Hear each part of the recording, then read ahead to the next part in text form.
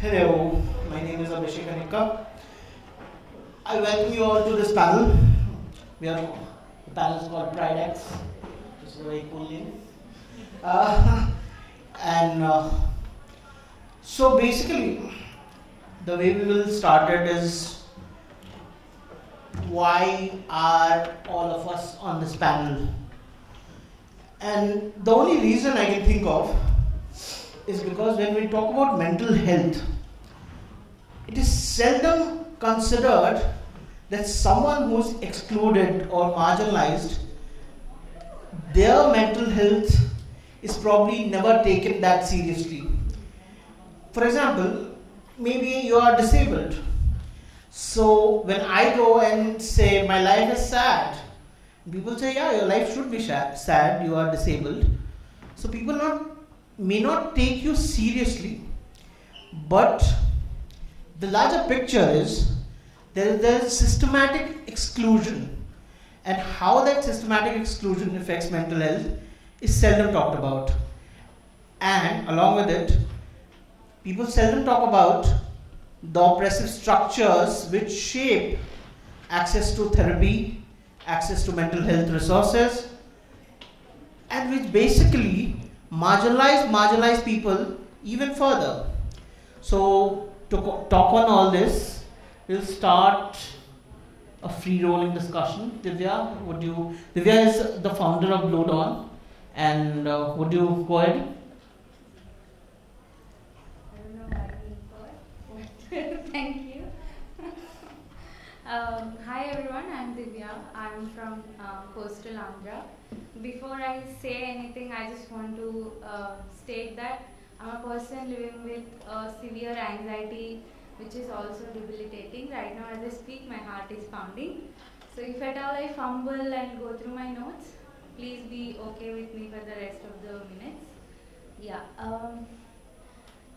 So to begin with, I feel they already established why we are here and why we need to discuss about mental health, especially about mental health of people coming from marginalized sections. But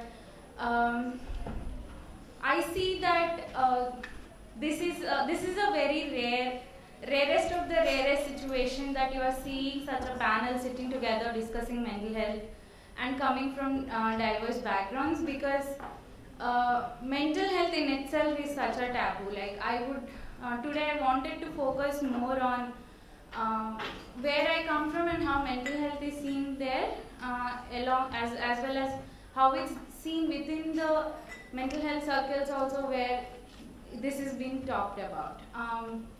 So if I were to think of mental health as someone coming from coastal Andhra, small town in coastal Andhra, that's something nobody should ever talk about.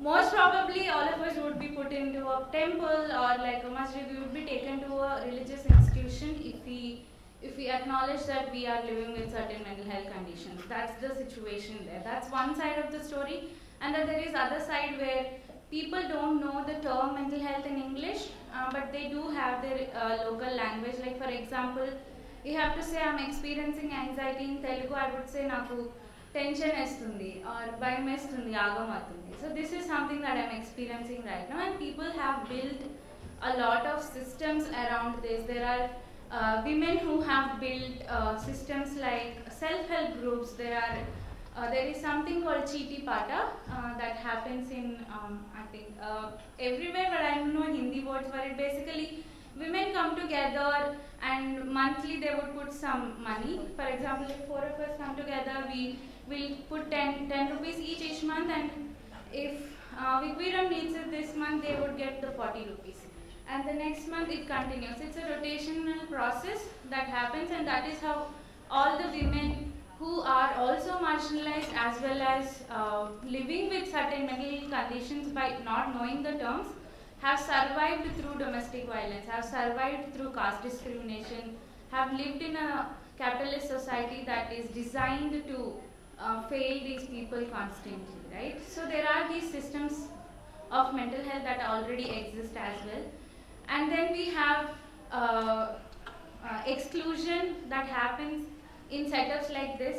in rooms like this where we speak English, we know mental health, we are founders of organizations or we were part of organizations, but again, the way mental health looked at is very Western, very individualistic kind of approach. When I say individualistic, again, it is looked at as something is wrong in the head. Like, you know, when they are also introducing always the word marginalized in itself.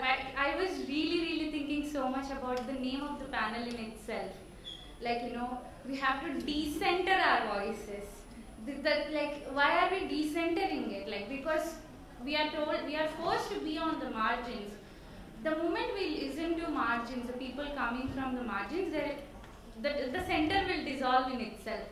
My point is there shouldn't be any decentering or center in itself, but it exists because as collectives and organizations, we have actively made sure that this center exists by not acknowledging the root causes of mental health issues that are structural issues. For example, caste system, for example, patriarchy and capitalism. There are many structures that fail us every day, which are the root causes of our mental health concerns.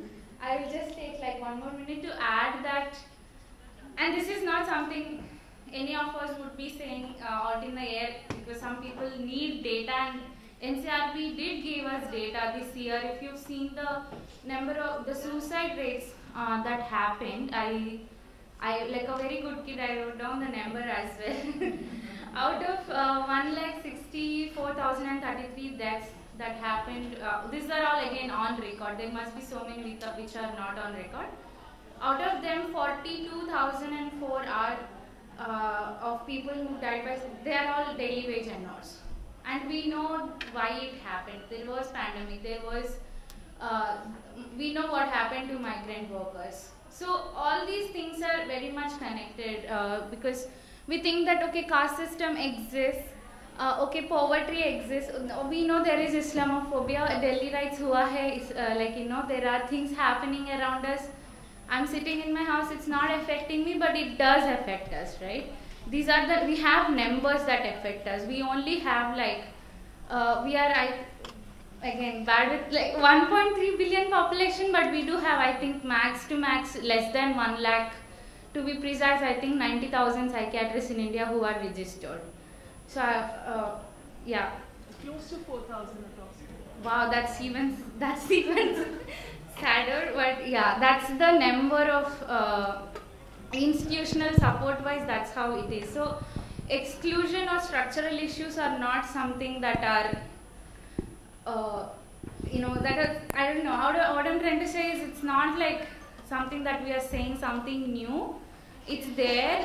Caste is something that it's in the air we breathe, the kind of water that we get to drink is determined by which caste we belong to.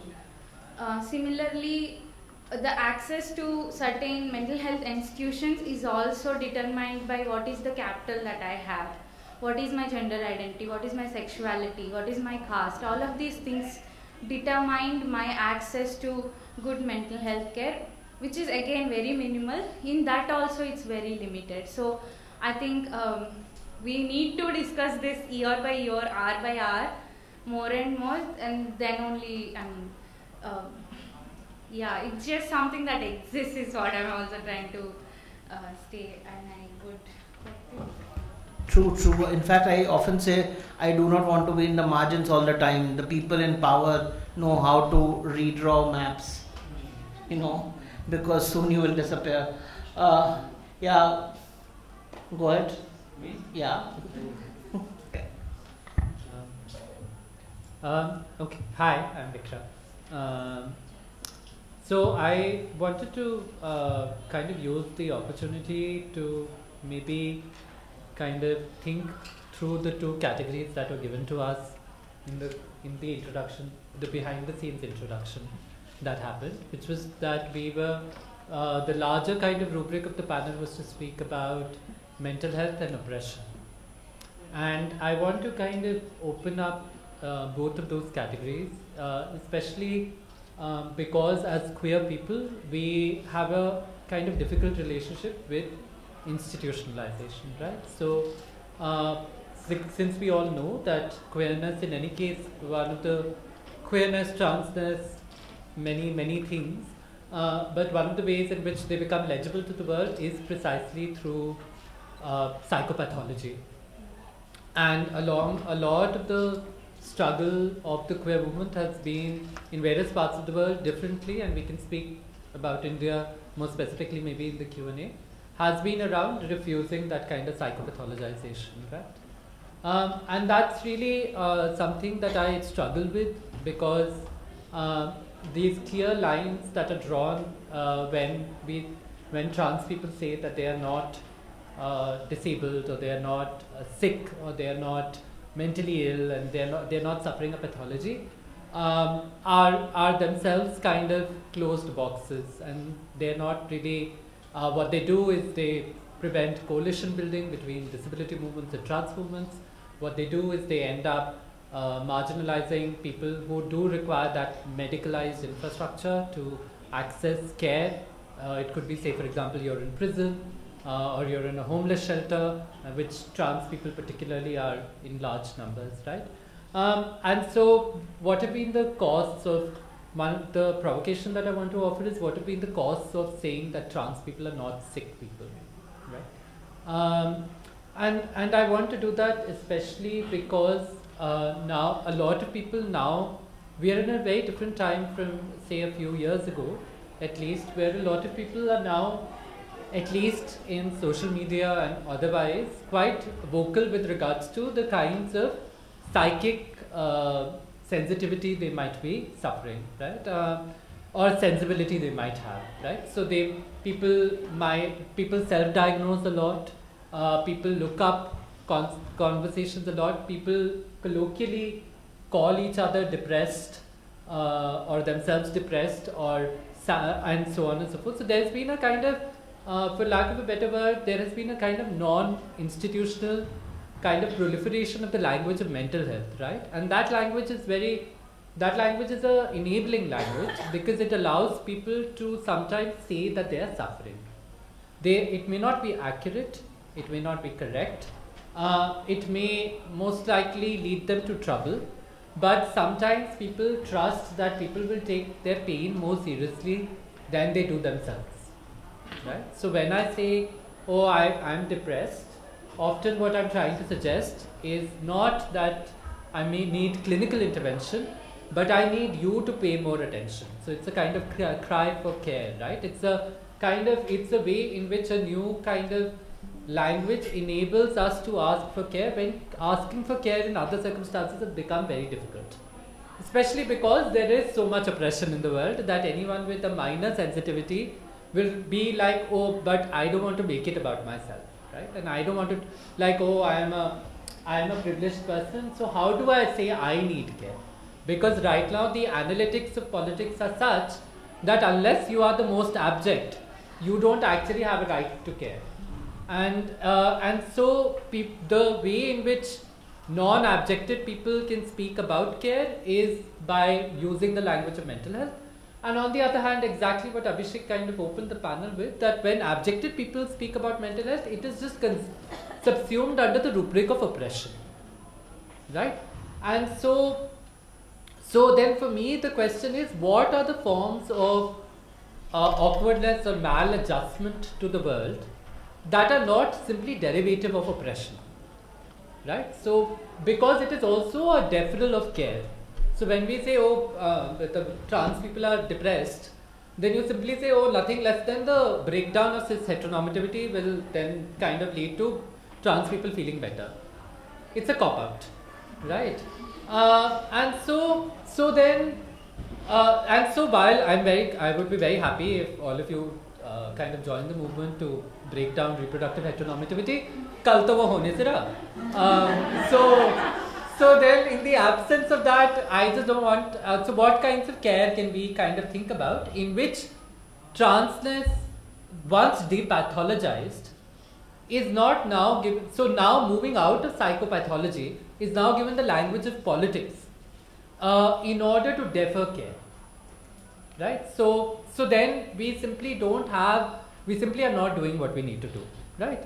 And this is kind of interesting because while this is happening, while this kind of grammar, everyday grammar around mental awkwardness, let's just call it that, mental awkwardness is building, is exactly the time where mental illness is being increasingly criminalized, right? And care is being increasingly criminalized.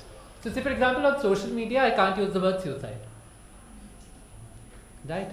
And suicide, yes, there is, and as all of us who have watched Hindi films know, that suicide is one, the language of committing the act, but it's also an act of drama in demand, right? And so I actually have this awkward word called suicidality that I refer to, which is that people rely on suicidality in order to kind of heighten the everyday drama of their life, so that certain asks that seem illegitimate can be made, right? Say for example, you can then ask your friend to be in your house that night. You can ask your parents to buy you an ice cream or something. It can, and I really have no problem with it being trivialized. I really don't, because that the register is not always of that kind of necropolitical seriousness. The register in which people are talking about is a kind of far more ordinary, de-dramatized grammar, and the de-dramatization is really important. Why is it important? Because now actually the only way in which you can live in the world is to be desensitized to it. It is simply not possible for us to be not numb to the excessive amount of pain everyone around us is constantly suffering, right? So can suicidality or grief be thought of not as warm, hot emotions, right, like anger, but as kind of existing in the register of numbness, right? Grief in the register of numbness. And this is really important, especially when grief itself can be criminalized, right? You put up a status saying, my father has passed away from COVID, you might get a case tomorrow, right? You put suicide on social media, you might be thrown out of the website, right? It's a kind of older form of excommunication and so on. You'll be thrown out of community. Trans care and kinship has been criminalized under the languishing anti-trafficking bill and so on and so forth, POCSO and so on and so forth. There are various, and then of course what Amita Dhanda was speaking about is this kind of large-scale kind of criminalization of disabled people's capacity itself, right? The capacity and so on, which we saw even when you're not disabled. So in the Hadia case in the Kerala High Court, a 24-year-old student who was studying MBBS was made to sound like she is not capable of making her own decisions, right? So disability is not something that happens to disabled folks only. In the law, it's like Abhishek again so beautifully put, they redraw the map, right? And they can kind of include you. So then where are we left? Where are we left if all forms of grief that marginalized people, whatever that means, marginalized people, I like margins. It's a nice space in the page to write your own notes. So that's what I'm trying to. I'm trying to say what are marginalized people writing on the notes of the Persons with Disability Act. What are marginalized people writing on the margins? And what they're writing is a kind of deinstitutionalized relationship to the psyche. What they're writing is where all kinds of grief and pain and hurt is not equivalent to oppression. And they're asking that you do the difficult work of disentangling this. But institutionalized care cannot offer us that. Simply because institutionalized care, much like Divya said previously, and so eloquently, is precisely deeply individualistic. So the couch instead of the street as the space of where care, mental health and care can be offered is itself a kind of warped kind of imagination in which maladjustment can only be spoken of as something that needs to be fixed. Much like trans people were medicalized in order for their dysphoria to become something that can be cured, and we know by testimony after testimony of trans people that dysphoria is not cured. The phantom limb of dysphoria haunts every trans person, no matter the surgery. Affective attunement to the world is precisely what then becomes responsible. So you are supposed to feel happy, you are supposed to be productive, you are supposed to be that. But what I'm trying to suggest as kind of aside from what Amita was suggesting is that the binary of the normative and the deviance somehow ignores the kinds of grammars that Divya is kind of suggesting to us. What are the grammars in which, and what are the kinds of care that marginalized people, I'm using that word only because it was used for us, marginalized and oppressed people are developing in order to refer to various kinds of things. So can you disentangle, and it's difficult work, can you disentangle large-scale grief from the criminalization of the deaths of the pandemic, from what a person in their everyday life suffers, right? And those are not necessarily clear lines, and the point is not to make boundaries. But the point is to recognize boundaries as porous, right? But yet to realize that there's something of a heart and a spirit there that requires us to kind of move away from how grammar and language till now has been used. And my last point, and then I'll kind of shut up, is the kind of the conversation often about oppression often sometimes means that we give up all of the languages that we already have, right? And so while we must invent something into existence, as Frantz Fanon asked us to, what can we kind of think about is like an earlier moment well, I've only studied psychoanalysis, so what is an earlier moment? And what I'm seeing increasingly is that some of us are not understood to be in the realm of sex. So trans people have been particularly desexed, but disabled people know this really well for years. And when you are a Dalit Bahujan person who goes to a therapist, then everything becomes about caste, right? If you have a sensitive one, if the only other one is gaslighting. I mean, the gaslighting by a therapist is another conversation altogether. But the point is that is there something useful in the rubric of sex and sexuality itself that might offer us a way or grammar to think about this? And many years ago, a black feminist scholar called Audre Lorde wrote a very important essay called Uses of the Erotic. This no course in psycho will teach you. But in the Uses of the Erotic, she makes a distinction between the pornographic and the erotic. The pornographic is that which is used to refer to forms of the use of women's sex, black women particularly, for exploitative reasons, in which it becomes about someone else's thing. So it could be, say, it can of course be pornography that is made in studios, but it can also be, say, when airlines use models to kind of ramp down your what else is that called? Aisle, right? And so on and so forth, in which your sexuality is used for someone else's product.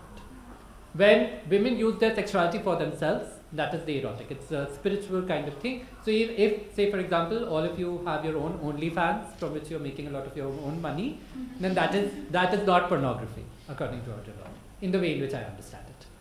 So what are the ways in which people are, the erotic might be a useful way in which we can think about what are the ways in which people are claiming their sexuality, and I'm using sexuality in the way in which disability discourse uses body, mind, and so on and so forth, in a way in which the psyche and the social can actually be spoken about as forms of claim making and as forms of personhood and non-exploitation, right? And so what might even something like the official course around psychology or analysis learn from kind of paying attention to also other grammars that various kinds of oppressed and marginalized people have developed to speak about the very categories that they use so medically and so institutionally. So maybe I'll stop there. Thanks.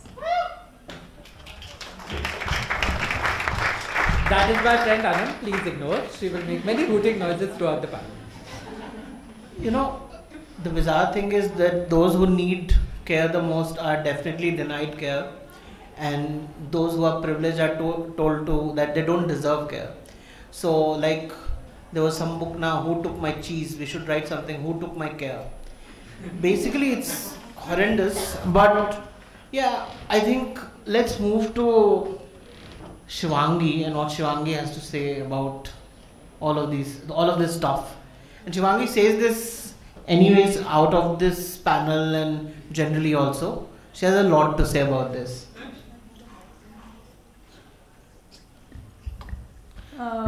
So yeah, thanks for that introduction.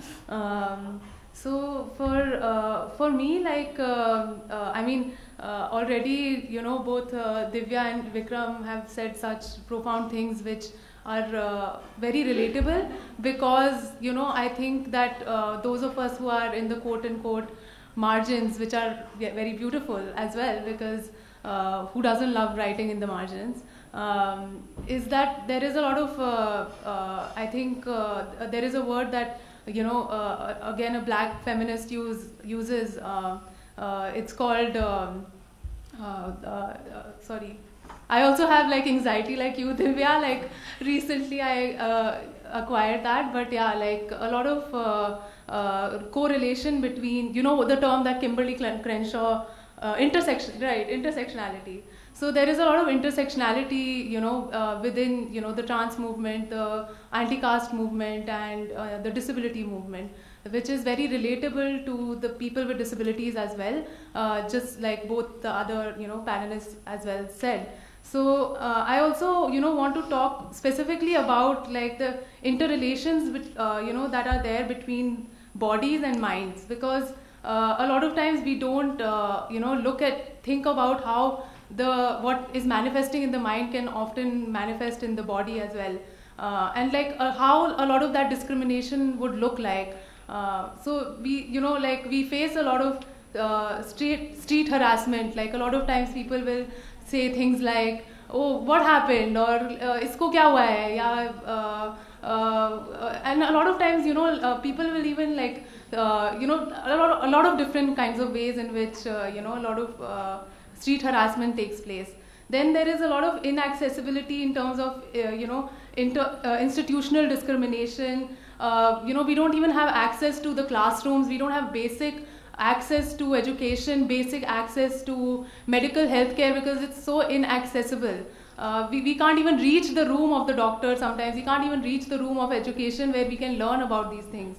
And so that causes a lot of psychological distress, which is very common with I mean, now we call it as mental health industry, or mental health, like I like to call it the mental health industrial complex, because it's become so privatized and all, but it has existed for a long time in history, and it has caused a lot of psychological distress for people who present, like even visually they present some kind of deviance, whether it is in the form of disability, physical disability, or gender, or caste, or any physical presentation of margins.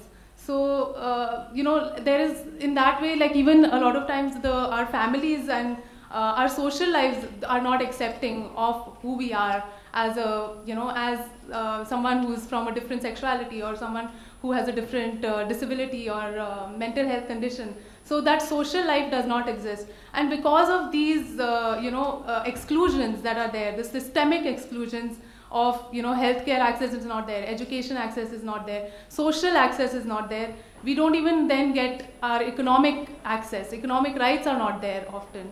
So yeah, for a lot of people with disability, another aspect is that we don't, and it's not just again for people with disabilities, but for people from all kinds of margins, is that we don't even have the the basic choice to like choose, okay, like can we get mental health care, or can we just survive in our own lives, so that is one big aspect. And I've learned this term called bodily autonomy, which is like a very important, I think a very important term for people like from the communities that we come from, trans community, disability community, Dalit and Bahujan, Adivasi communities.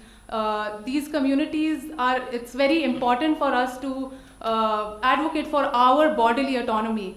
We can choose what job we want, what we can choose if we want to work, or if we don't want to work, we can choose if we want to be in our biological blood family or not. We can choose what kind of healthcare that we want. We can choose the kind of education we want. And a lot of times, previously also in the other panel, a lot of people don't even get who are quote unquote normal, who are non-marginalized, I guess, don't even have the choice to choose which kind of education they want. So for us it's even worse. Like we don't even have access to the kind of choice of any education. So even basic things like that are a fight. And like I said, even for me, like a lot of times it's like walking down the street is kind of like a big fight, because there is so much harassment that happens, and that's very common, I think, for a lot of other communities, besides just the disability community, but also like the other, where there is a lot of street harassment, and we face a lot of anxiety just going out on the street, just because of how people will react. So yeah, I think those are some of the main points that I wanted to cover in this question. I don't know if there are others. Or That's very well put, Shivangi. I think, when Shivangi says street harassment, she doesn't mean only street. I've been with Shivangi to malls, and people have literally stopped us to ask what happened to you. So these are people who are educated, people who are, quote unquote, come from certain sections of the society, which they will get your respect immediately because they're in a mall, but they will stop and harass you because you have a different body. So this is something which we often don't realize. But I think one thing which I would definitely like to ask you guys is that, what can we do for the mainstream discourse on mental health, which is now very popular. Everyone is doing mental health. So, but they don't recognize caste, class, gender, disability. And even if they do it for tokenism and not really think that this is the root, this is actually the root of exclusion. So how can we try and argue for that mental health discourse, which includes us in some way? Clearly cue to you. Yeah, people are looking at me. Love. Yeah, sorry for being slow. I might, in a way, disagree, but also agree to the point that everyone is doing mental health. I agree, they clearly put, like Shivangi clearly said, they use the word mental health industry. That is the fact. Like, it's become an industry in certain parts of the country, which is again a very creamy layer. Nobody has access to IHC. I didn't have access to IHC in college. I'm here now because it's decentering the marginalized. I'm not saying. Yeah, that's the fact. I'm not in a panel that is about, say, something else that's like, say, joy or a pleasure. Or I'm a journalist, so I write, or about writing, Why am I not about writing? So I just think that the fact that we are remembered only for things like this is also a testament that even in the sector or people who are doing mental health, who are running the industry, people, again, there is another hot word which makes us sit in these panels is the DEI. If you are an NGO person, you would know it's called diversity, inclusivity, and equity. It's become the new, again, like the hot cake in the market where everyone is jumping on it just to, this is all from a capitalistic approach, right? Because you are doing it because you have to submit those annual reports. You are doing it because you have to show these numbers, and people are treated as numbers. Why I am mentioning this is because mental health is being done by the capitalistic industries or the industries that want to make money out of it. It's not about the people, because at the end it's all about the numbers that you are showing on your annual reports. It's all our bodies become numbers, and we are reduced to being as numbers. Whereas I really feel the mainstream mental health, what it lacks is, or like what it should actually mainstream is, again, as I said earlier, the language. Even Vikram really well put about the language in itself, because I really want the language that my mother speaks when she's when she's feeling anxious or when she's going through something. I want that to be the mainstream language, or I want us to be on panels where we are not doing this. So that's also I think, yeah. That's a very good thing to think about, because I don't think none of us are ever writers. I'm a disabled writer, he's a trans writer, you're a Dalit writer, she's a queer disabled writer. So yeah, we know this trade by now, but yeah, we hope that changes, and we are called for talking about joy and happiness or something like that, or rap music. I'm so sorry. I just had to add one more point. So sorry to take time, but one more thing is also something that I want everyone here to remember is that when you are someone battling with having say you have to pay rent every month, or you're not getting the minimum wage from work that you are supposed to get, you don't have education, you don't have food, shelter, the basic so-called needs, food, shelter, security, and you don't even fundamental rights, access to fundamental rights, when you don't have all these things, you do not think about mental health. You cannot afford to think about mental health, and that is the majority of what this country is about. Like even when we are doing Blue Dawn's work, like we did had a raise in request during the pandemic, and we are a small team, like one of my teammates sitting here. We are a very small team and we do have our own full-time jobs, and the number of requests that came from people from the community of SC, ST, OBC and other NTD communities and other marginalized communities, we could not respond to people. That's also because it's not always about access to therapy. It's not always about like therapy in itself. It's also more than that. It's about having the community. It's about these things, and again, this is also people who got to university educations, or people who got to go to college and heard, okay, there is something called therapy or counseling. I myself did not know what counseling was until when I was in my third year of college, and a friend and a hostel warden suggested that you can see the counselor who comes to the college.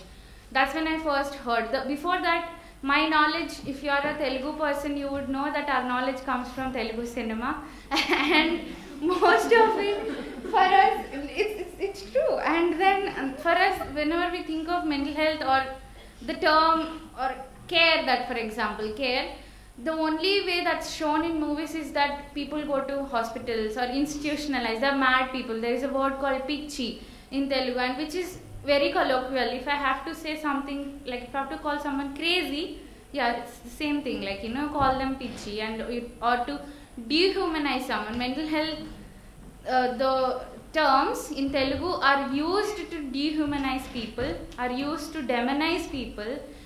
There have been things like so-called witch hunting that happens in most parts of the country because mental health in itself, people are not doing mental health because the fact that mental health is still a extremely stigmatized thing that you can't even imagine talking about this. I can't imagine talking about my own conditions back in my hometown. It's definitely not possible. Like even though I do this work, I can't go back home and say that I live with today, like very like as a cool person, I said, okay, I have anxiety, please be okay. I cannot, I can't go to Ongole, which is my hometown, and say, yo, I have anxiety, can you please chill? Nobody is going to do this. So that's exactly where we have to, do mental health. We have to focus there. That's why I feel even the care work or institutions or any kind of organizations working towards any mental health, the fact that it's so urban centric, the fact that it's so upper class, upper caste, it's English speaking, it's really exhausting. I know just an example, like maybe iCall is there who offer therapy in regional languages. There are 2-3 more other organizations who have therapists who speak in Telugu or Tamil or other languages, and sign language ka to I will not get into only. I don't know the number of therapists who can offer therapy in sign language or things like that. This is where we need to actually push and not look at this as industry and treat people as numbers and bodies.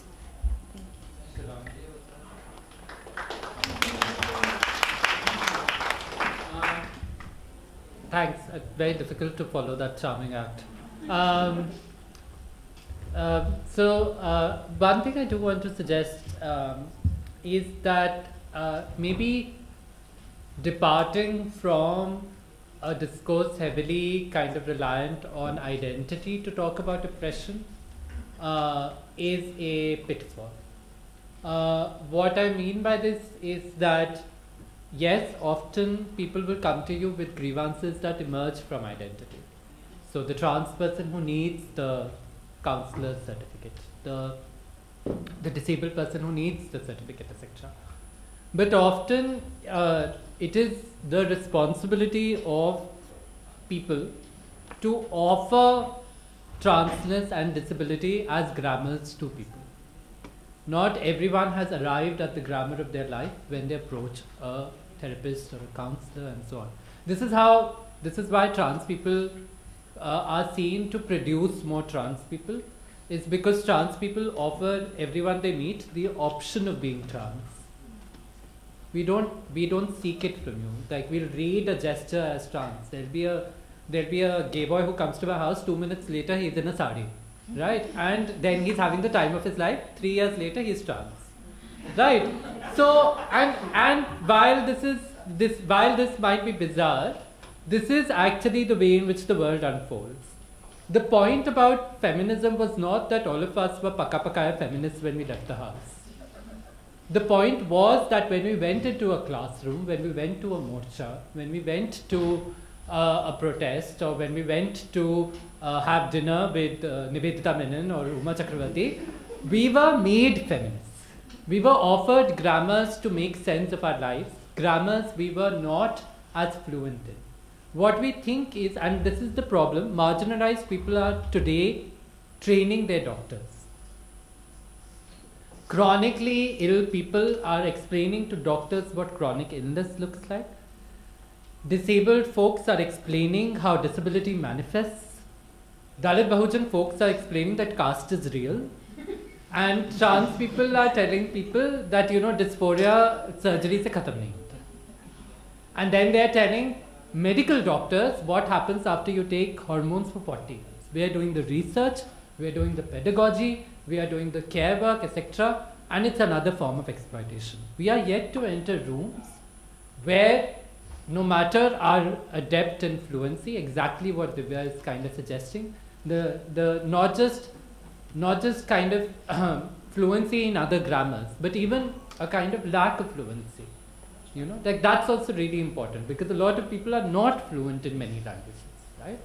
And so that lack of fluency has to be listened to with care by people who are responsible for it, right?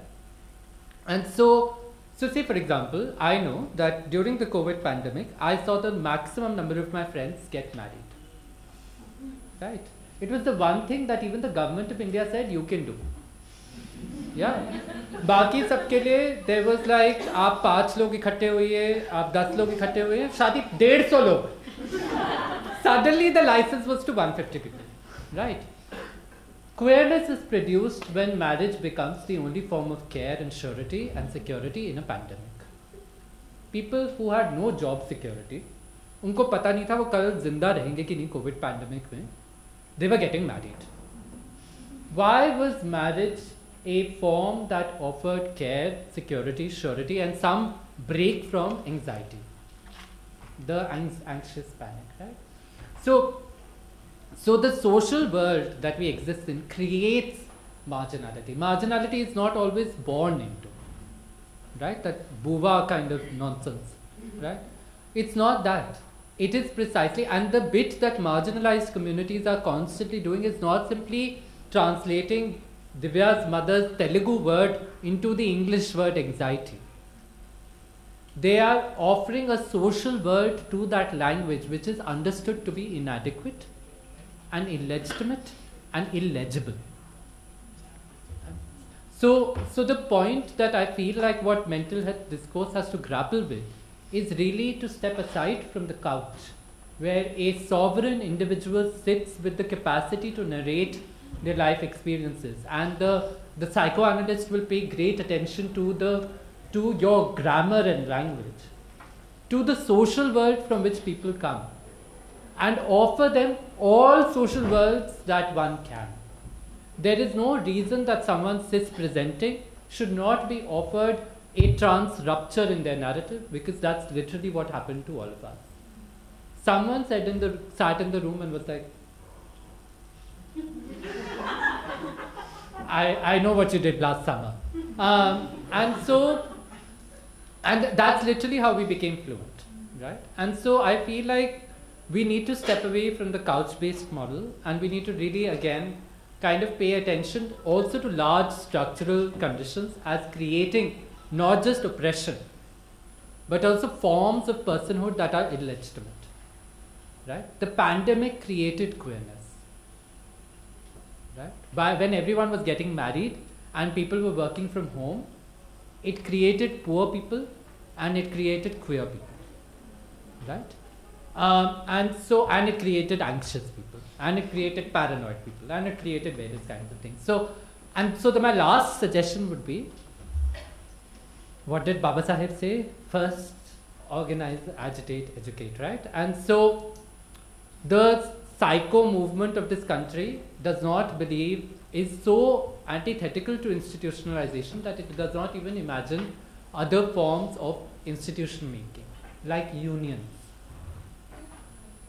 I am yet to see a mental health community, not the community in the kind of this community, but the gurus of mental health, ever sign a petition or write to the government of India saying the pandemic is wrong, the lockdown was wrong, or we have to stop criminalizing Muslim folks, or this is a statement against the NRC and so on and so forth. They're not doing it.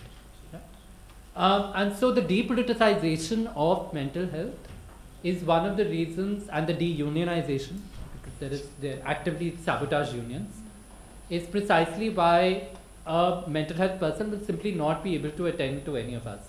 We'll always be the smarter one in the room. Yeah? No matter how Harvard educated this therapist will be, his capacity to understand my world will be like zero. Right? And we'll go back to us and we'll say, oh, this therapist is good for a certificate, usse zyada expectation mat rakhna. Right? And that is fair. And then we are de-traumatizing you from your encounter with the therapist and so on and so forth, right? And that's precisely because the mental health, the psyche is considered to be the opposite of politics, rather than a porous being that absorbs politics differently, much like the body absorbs politics differently, right? And so my suggestion would be that we might want to move into these kinds of corrective directions and a de-identitarian direction. Yeah, so for me also, like, of course, what both Divya and Vikram said, I relate to that, both of those things a lot. When thinking about the mainstream discourse, and at the same time I want to kind of like give a disclaimer that I am one of those, my job is in a corporate now, and I'm a corporate like bitch, I guess, like you can say. So I am in that, and but at the same time I should say that I will refer to the previous question, because we have been socially excluded from so many spaces. Like, why shouldn't I be in a corporate space, like, being a bitch there or whatever? So that's just a disclaimer. So when I think about the mainstream discourse, is that like most, like a lot of like at the core, the education of psychology, psychiatry, all of this is very much like a very economically charged space. And so, like, for me also, when I joined the clinical psychology program, most of the students were coming from, like the upper caste, Banya, and I'm also one of those people, like very economics, like they have their bachelors in economics and things like that. They were coming from those backgrounds. And so in those very, from the core, it is a very industrial model. Very like like the whole concept is like privatization of mental health, and like I said before, like the mental health industrial complex, that is where it starts. Like it's created in the education system itself, and that makes it, you know, even like if someone is going to that education who is from the margins, then like for them it is like you know, you have to conform to this idea rather than, you know, having your own, like Vikram said, like your own concept. Like, we are the experts, why don't you listen to us who are facing mental health conditions, disabilities, transness, or whatever, you know, like all of these things. Why don't you just believe us when we say that these are things that are happening to us, and that these things exist in the mainstream. These are the real, like, and this way, you know, in the disability community, it is known as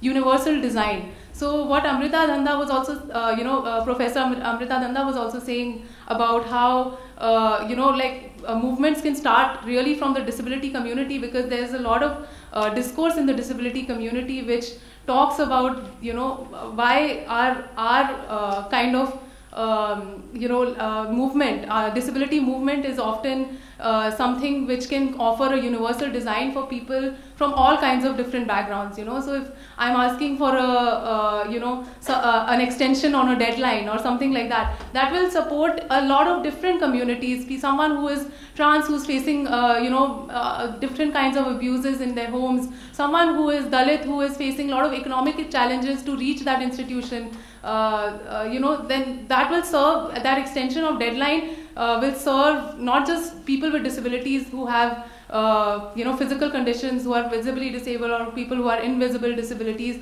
but also other communities. So that universal design exists for all kinds of, you know, that's where, you know, the intersection exists. So I think those are a very important aspect of, you know, like how to change kind of like, you know, the way that mental health has become an industrial complex. And then again, like what, you know, Divya has also said, that you know, some of the aspects that are very difficult when mental health becomes privatized, when it becomes you know, institutionalized, is that there is a fear of judgment, you know, that like you are non-productive, and that you are you know, just being deviant, or that. And then also another thing is that, like, talk therapy is not easy. Like what Divya was saying, that sign language is not available. There are not other, you know, like if someone doesn't want to talk, if someone is non-verbal, then that also is, you know,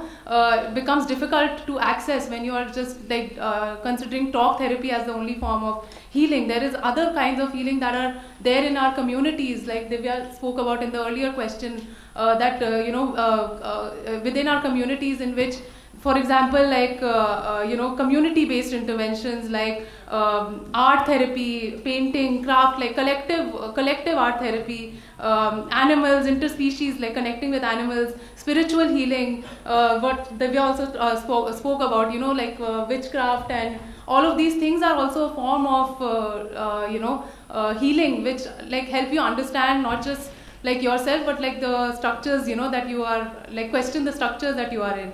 And one of the concepts, you know, that I you know, that I really like, that also like Vikram spoke about, like in terms of care work, there is Mia Mingus, who is a really amazing disability activist based in US, and she talks about this you know, concept called pods. So having, you know, people around you who can come and support you, having in that way, like it becomes a community, like people who are your pods, like Divya is my pod, or Vikram is my pod. So that it makes it, you know, like a chosen family also, and, you know, really questions what Vikram also said about families as, you know, destructure, rising, yeah. Okay, so we are running out of time, and we will move to the questions now. Or comments. Some drama. Since the panelists are in complete agreement about everything.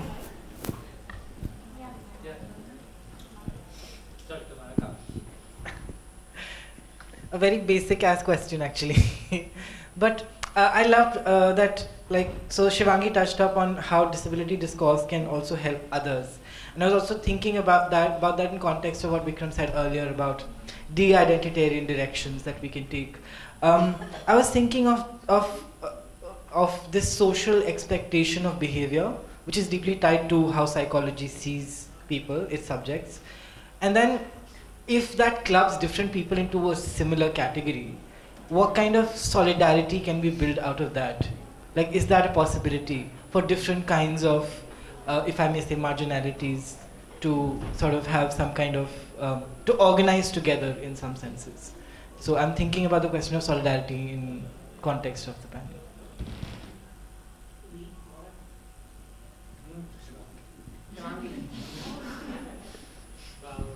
No solidarity on the panel. No, I think you've answered your own question. Because I think that those are precisely the kinds of conversations we'd like to see, where so I'll just give an example. I used to teach at a university without any infrastructure called Ambedkar University. And at Ambedkar University, I mean, I was there during the kind of the right at the after Nalsa. I was there in 2015, and I felt comfortable going in my saris and so on and so forth. But unfortunately, the only bathroom that was unsexed was the disability bathroom, right? Which is a double-edged sword, right? It's a double-edged sword because disabled bodies are constantly unsexed and desexed, and on the other hand, it's enabling for a certain kind of like trans person to use because it's single stall, right? Why are not all bathrooms single stall, wheelchair friendly? I have no idea, but they aren't, right?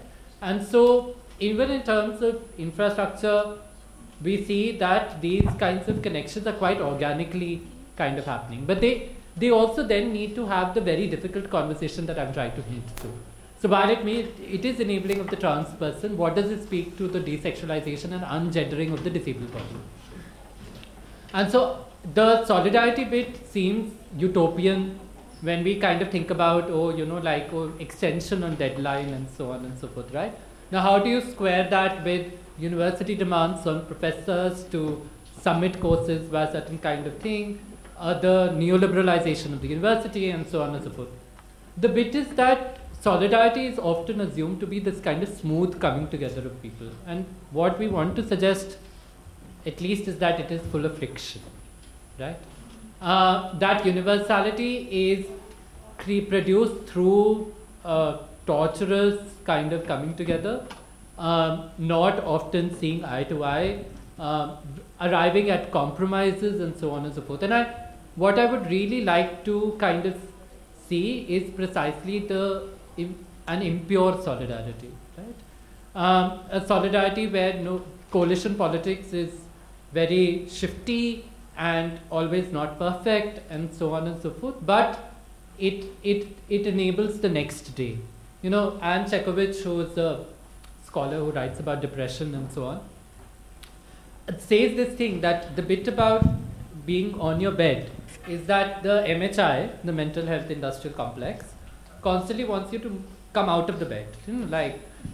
Do the, put that app on your phone and reward yourself with activity and look at these endorphins and pata nahi kya kya, and then, you'll feel better after exercise. Chekovich is like, but maybe on some days it's just enough to turn on the side. Movement doesn't have to be forward and backward, right? And the metrics of politics, unfortunately, are precisely forward and backward. Sorry, Lenin, right? And so what we might want to do is exactly what Divya is suggesting and so on, is precisely what are the ways. One is to depoliticize. Like, I just hate politics, police work. But what is to pay attention to the everyday. And what are the ways in which people are building survivability in the face of suicidality without actually relying on politics and police, right? So what are the ways in which we can kind of think about it? Because at the end of the day, the disability bathroom or whatever, the disabled bathroom was also the one where there was no one standing outside, right? So it's not just useful because it is single stall. It's also useful because it is not surveilled and it's not policed, right? And so, which might also speak to the larger conversation about the kind of the victim and non-criminality of the disabled body, except when it's mentally ill, right? And so for me, I think solidarity is about difficult conversations, which in the times of Twitter, good luck. I just wanted to add to what Vikram. See, whatever they said, it's definitely one side, like one's there. But if I have to say, from my work experience and lived experience, I feel we really need to have these identity-based groups, because nobody is in the first place accepting that caste discrimination and institutional oppression affects people's mental health. People are not accepting that structural,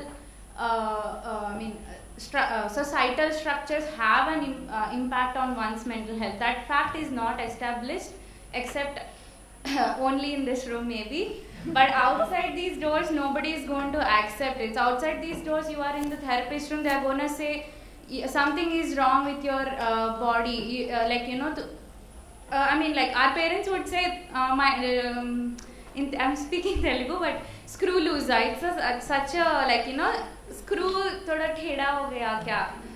Or something that we ourselves might have used, or like even in your friendships, in our phone calls, we do say, क्या पागल है क्या crack हो गया, क्या mental आदमी है, like these are the things that we use every day, and then this is again like what I'm saying, like we really need to accept the fact that we need these groups too, like just as Vikram said, yeah, so about having to even like talk about these. Having washrooms like this, you do need your community, and for that thing to happen, you need to have these conversations that okay, caste is not just about discrimination, but it's a structure in itself. It's a system where there is hegemony, there is discrimination, there is access to resources. Many of the things are part of it, and one of the things is its impact on people's bodies. Its impact in terms of creating trauma that's stored in our bodies. Like this is one of the things I wrote, I did not mention, is that how trauma in itself is stored in our bodies so much. Like again, I guess as I speak, I know why I am feeling this anxious right now. I know where it's coming from, because like I am a first generation learner. Maybe sitting in nobody in my family ever did this. I'm the first person doing it. So I have expectations on me, as well as nobody taught me how to do this. I had to learn it myself, right? So all these things are also very important to note when we have to. This is again like, it's not something I'm saying it now. Dr. B.R. Ambedkar already said it. Fooles have already said it. Ayankali have already said it. People said, educate karo, agitate karo, organize karo, kyunki there was a reason. For centuries, nobody is coming together based on these identities, because for them it's not real. I think they mentioned earlier also that disabled people had to prove that harassment is real. People from oppressed caste communities had to prove that, okay, caste system is real, when people just keep separating themselves for their domestic workers in the houses. So this is like again like two sides of the thing, because when it's how do I put it, when it becomes like I am not an academic person, but like वो तो बहुत ज़्यादा कर लिया तो क्या हो जाता है कि people again start labeling you. When Blue Dawn tries to speak about impact of caste system on mental health, people took it like people from the oppressed communities it's also an opportunity for them say कि यार तुम लोग तो सब history like generation से ही पागल हो, to dehumanize further. So it's like a two-edged sword.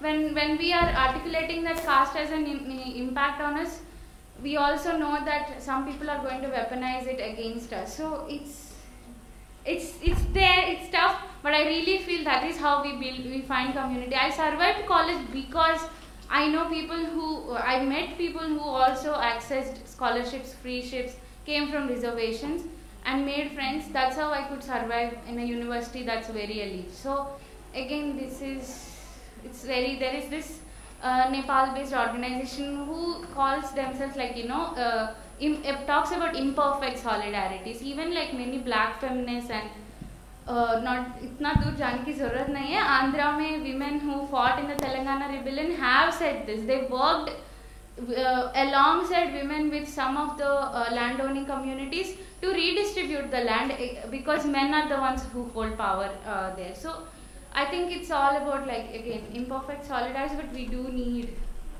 these things. I don't know if I confused you further or made sense. No, and can I just quickly add one thing, which is that I'm adding a third angle to this, which is that I want the analytics of caste and sexuality and gender and marginality also to be offered when cis respectable people are sitting in the room, right? I'm sorry, heterosexuality is a fucked up relation to the world, right? There is something really, really wrong with you, right? And so I want that analytic of not simply that oppressed people need the grammar of caste and gender and sexuality, but what fucks up people like me who are privileged and so on is precisely our relationship to privilege and complicity, right? So what makes a dominant caste person power hungry, greedy, unhappy is precisely tied to my dominant caste location, right? And I want a conversation about caste to not only again come to like Dalit people and Bahujan people and so on. So that's also really important that we kind of open up not simply transness as the kind of exclusionary constitutive outside of psychology and psychotherapy, but also say that in not analyzing heterosexuality, psychotherapy is not offering care to its people. That the happily married couple is actually fundamentally maladjusted, right? There is something terribly wrong with it, right? And so I need that to be offered. But that analytic will happen when people like Divya and Shivangi are sitting on curricular boards. And that's not going to happen now. Sorry. Okay, this was the last question. I'm sorry, but we have run out of time. And Shivangi, you can close the entire debate. Close the. There's not a debate. There's an agreement. But I just want to say before Shivangi says, see, we have a lot to process. All these things which have been said. But I just want to say this is what you get when you invite three marginalized, extraordinary people on the panel. Yeah, you need four. So I'm mediocre. So please invite them more. I think I think whatever the three of them have said and everything that I'm saying, I'm learning from these amazing people. They I think it's something that I've what Vikram said about what Vikram for me let me talk about what solidarity since you asked about that question, what it looks like is people getting together on the bed like Vikram said, and that friendship that exists between people when they come together on the bed and interact with each other, friendship which Vikram has spoken a lot about, and where there is no consideration of your disability, your gender, your caste, and all of these things that a lot of our Ambedkar, Phule, or all of these people have spoken about, that we should not friendship is the core of solidarity is what I'm trying to say, is because that is the most important aspect, and solidarity starts from the bed, I guess. That's what I want to emphasize, because when we do that, I think that's when we have that kind of confidence to sit here or be on educational boards like Vikram was, and then whatever happened. But yeah, That's where, you know, we can try to make, you know, talk about policies, we can talk about the changes that we need from, you know, to change those policies that exist, to question them. Because if we come together from different backgrounds, different margins, only then we can, you know, understand like what are the ways in which we can create, you know, universal design that is there for everyone. So yeah, I think that's all I'll say. Yeah.